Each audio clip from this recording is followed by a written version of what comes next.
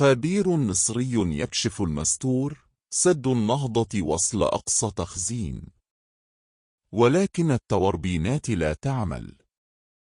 أطلق الخبير المصري وأستاذ الجيولوجيا والموارد المائية بجامعة القاهرة الدكتور عباس شراقي تحذيرات جديدة بشأن تطورات سد النهضة الإثيوبي، مؤكدا أن السد وصل إلى الحد الأقصى للتخزين بواقع 60 مليار متر مكعب دون تشغيل فعال للتوربينات حتى الآن.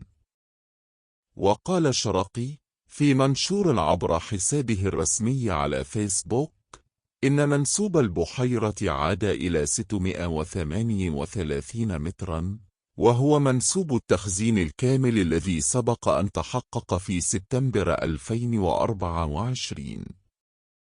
لكن المفاجأة الكبرى بحسب الخبير أن كمية المياه المخزنة لم تنخفض خلال الشهور الماضية كما كان متوقعاً.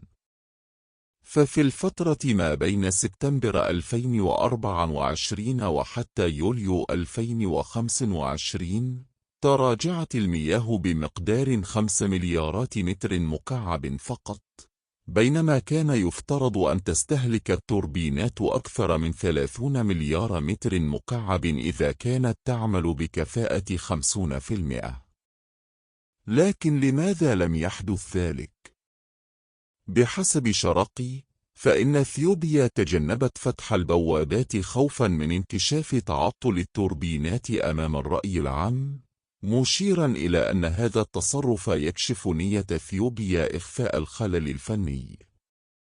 وأكد الخبير أن من المفترض أن تبدأ إثيوبيا في تصريف المياه اليوم 20 يوليو من خلال فتح بوابات المفيض العلوي أو عبر الممر الأوسط بنهاية الشهر، في حال استمر التخزين حتى مستوى 640 متراً. وفي المقابل طمأن الدكتور شراقي المتابعين قائلاً: السد العالي في مصر جاهز تماماً لاستقبال مياه الفيضان، ولا توجد أي خطورة على مصر حالياً. هل تتجه أزمة سد النهضة إلى تصعيد جديد؟ وهل تملك مصر أوراق ضغط جديدة بعد هذا الكشف؟ تابعونا في نبض الأخبار الآن لكل جديد في الملف الأخضر بالمنطقة.